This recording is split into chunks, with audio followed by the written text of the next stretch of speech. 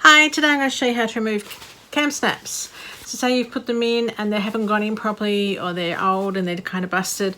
I can show you how to remove them so easily that you can take off that little bit right in the middle. It comes out and they just slide off. So there's lots of ways to do this. I'm going to show you the easiest way, what I think is the easiest way. I've seen lots of examples on how to do it. One of them even suggested getting a soldering iron and putting it on and heating that up and falling out. And to me, it's like, no.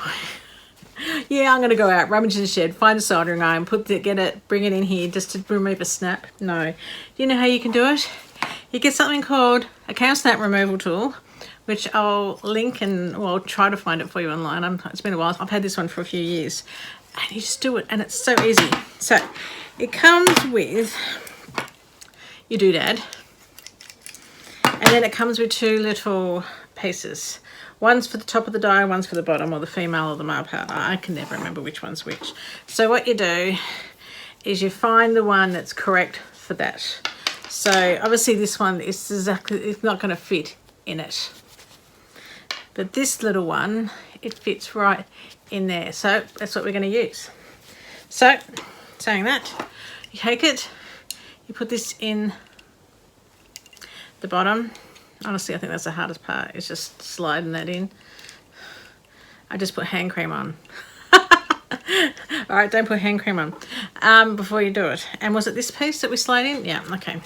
So you get this, you get it, and you put it on top like that.